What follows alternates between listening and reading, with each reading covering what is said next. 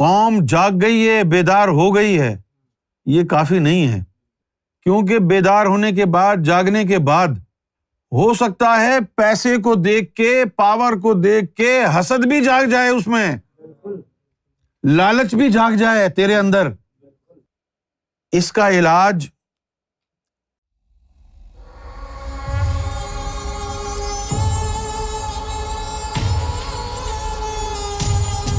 اب میں بات کروں گا پاکستان کی جو تحریک عمران خان صاحب چلا رہے ہیں، اس تحریک کو کامیاب بنانے کے لیے اور اس میں حقیقت کا رنگ بھرنے کے لیے بہت ساری چیزوں کی ضرورت ہے۔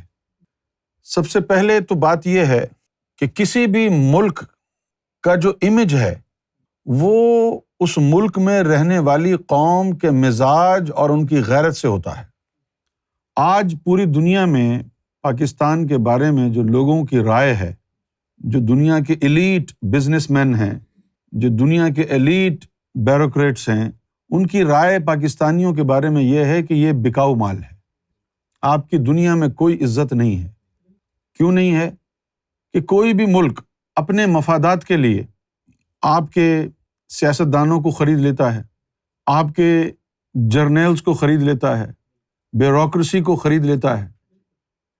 دنیا کے پاس اس وقت جو امیج ہے ہمارے لیے وہ یہ ہے کہ یہ بڑے چیپ لوگ ہیں، غدار لوگ ہیں، اور یہ موقع پرست لوگ ہیں، اور یہ پیسے کی خاطر کچھ بھی کر سکتے ہیں۔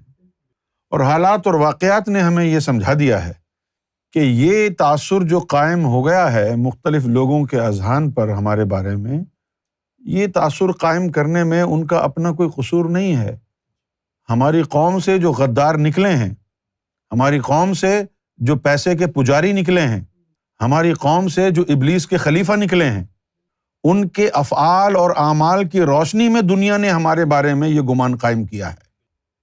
پاکستان کے جو دشمن عناصر ہیں وہ پاکستان کے جرنیلوں کو بھی خرید لیتے ہیں، سیاستدانوں کو بھی خرید لیتے ہیں، یہاں تک کہ پاکستان میں بسنے والے علماء دین کو خرید لیتے ہیں۔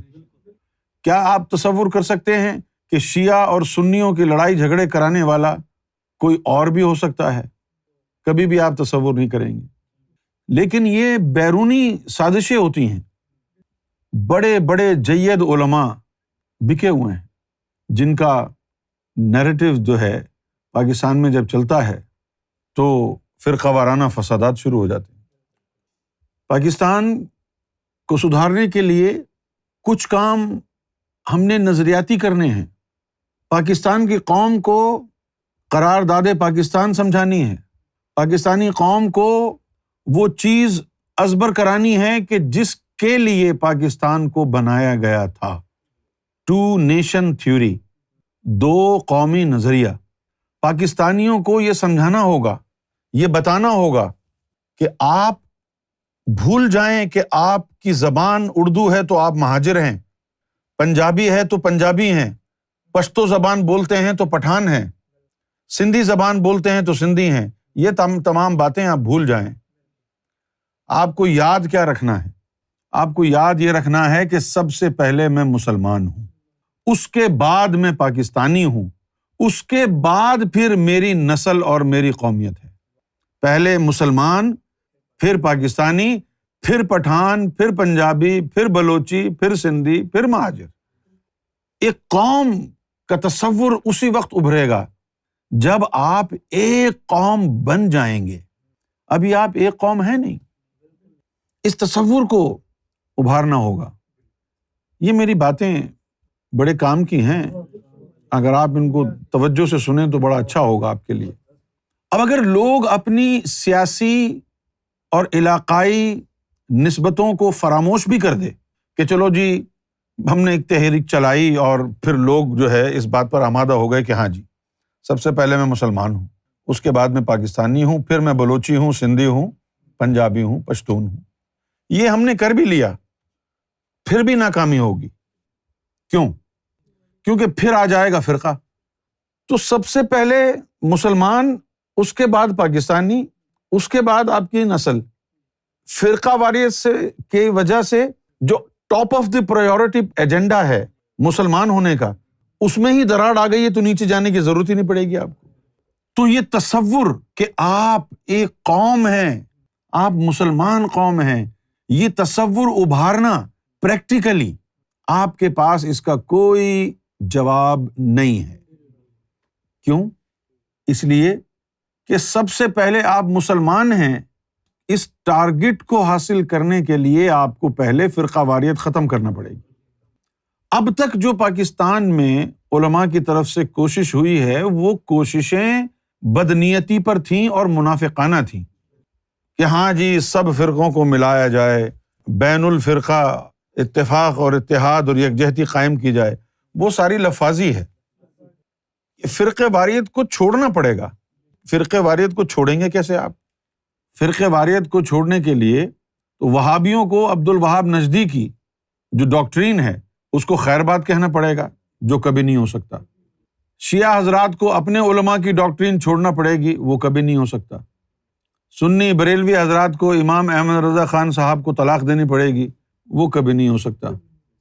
صرف اور صرف اس کا ایک راستہ ہے کہ یہ کوئی ایسی ڈاکٹرین ان کو مل جائے جو عبد الوہاب نجدی کی ڈاکٹرین سے افضل و اعلیٰ ہے، یہ ان کا دل بتائے۔ اعلیٰ حضرت کی ڈاکٹرین سے اعلیٰ ہے، ان کا دل ان کو بتائے۔ ایسی ڈاکٹرین ہو، اور وہ ڈاکٹرین ہے سیدنا امام مہدی گوہر شاہی کی۔ وہ ایسی ڈاکٹرین ہے، ایسی ڈاکٹرین ہے کہ فرقہ تو فرقہ، وہ تو مذہب کے پرخچے اڑا دیتی ہے۔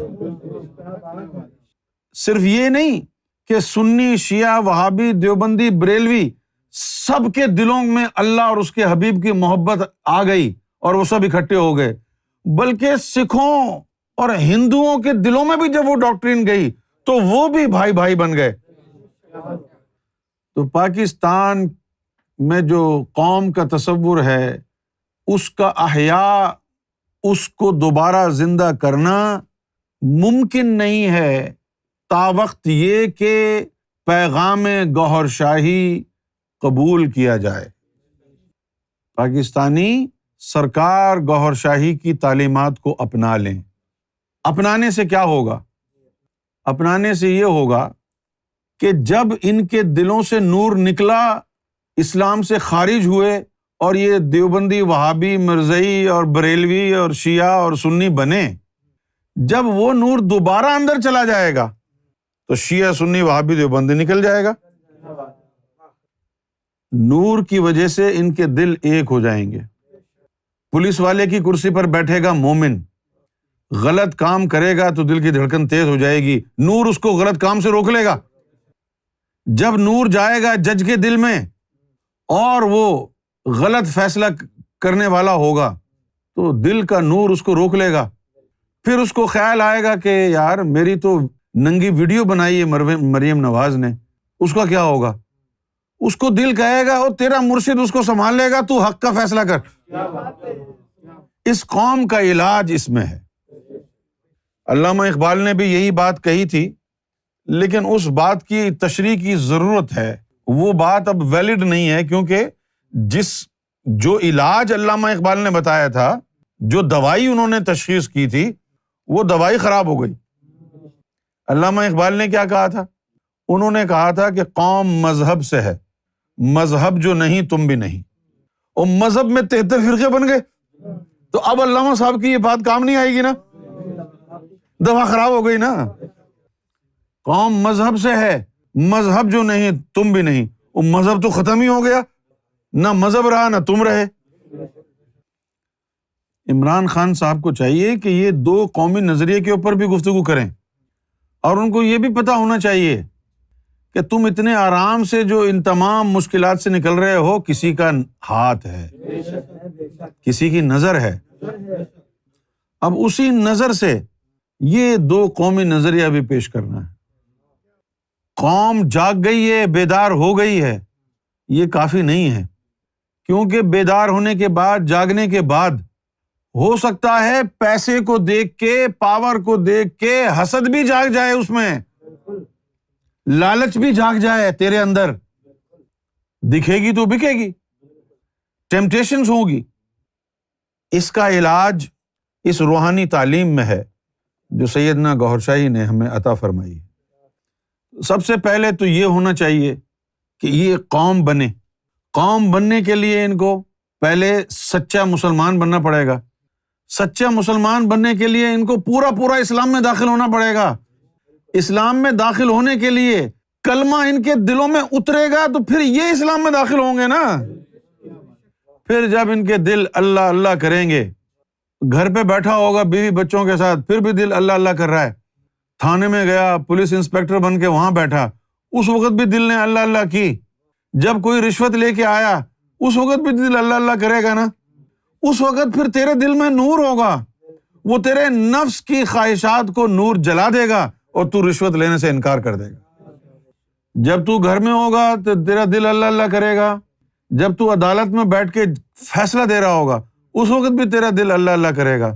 اس وقت اگر تجھے کوئی لالچ دیا گیا، تجھے کوئی دھمکی دی گئی، تو وہ جو دل کا اللہ اللہ ہوگا نا، وہ اس دھمکی کو، اس لالچ کو جلا دے گا، پھر تو صحیح فیصلہ کرے گا۔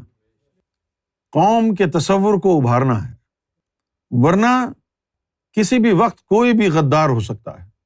ایک ایسی چیز انسانوں کے اندر ہونی چاہیے جو ان کو پکڑ کے رکھے، ہمارے ایمان کو جکڑ کے رکھے۔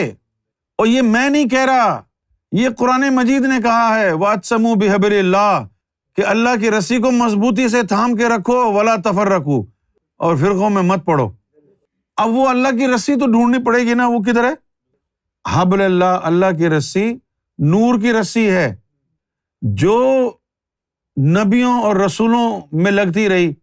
پھر حضور پاک جب تشریف لائے خاتم النبیین، تو نبوت ختم ہو گئی، پھر وہ حبل اللہ جو نبیوں اور رسولوں کو لگتی تھی نا، پھر نبوت رسالت ختم ہونے کے بعد پھر ولایت کو انٹروڈیوس کیا گیا، پھر وہ رسی ولی کو لگی، محمد رسول اللہ کے بعد حضرت علی کے دل کو لگائی گئی۔ اسی لیے جب کسی نے مولا علی سے پوچھا کہ بھئی حبل اللہ کیا ہے، تو مولا علی نے مختصر جواب دیا کہ میں علی حبل اللہ ہوں۔ شاید ان کے پاس ٹائم نہیں تھا کہ وہ پوری بات سمجھاتے، انہوں نے کہا جی میں حبل اللہ ہوں۔ تو وہ حبل اللہ جو حضور پاک صلی اللہ علیہ وسلم کے بعد مولا علی کو لگی، پھر وہ مولا علی سے تعلیم آگے نکلتی گئی نا، جو اس حبل اللہ سے جڑتا گیا وہ ولایت میں آتا گیا، اور اس حبل اللہ کے ذریعے جن جن دلوں میں نور پہنچا وہ مومن بنتے گئے۔ اب تمہارے لیے بھی ضروری ہے کہ تمہارے اندر یکجہتی کے لیے، قوم بننے کے لیے تمہارا پاؤں نہ پھسل جائے، تم کسی چیز کو دیکھ کے اس کے لالچ کا شکار نہ ہو جاؤ، خوف کا شکار نہ ہو جاؤ، حق کے راستے سے ہٹ نہ جاؤ۔ ضروری ہے کہ تمہارا دل بھی کسی کے ہاتھ میں ہو، تمہارے دل کی تار بھی کسی کے ہاتھوں میں ہو، حبل اللہ سے تمہاری نگرانی کی جا رہی ہو، پھر وہ تمہیں پھسلنے نہیں دے گا، پھر وہ تمہیں گمراہ نہیں ہونے دے گا، پھر وہ تمہیں غدار نہیں ہونے دے گا۔ سب سے پہلے قوم بننا ہے۔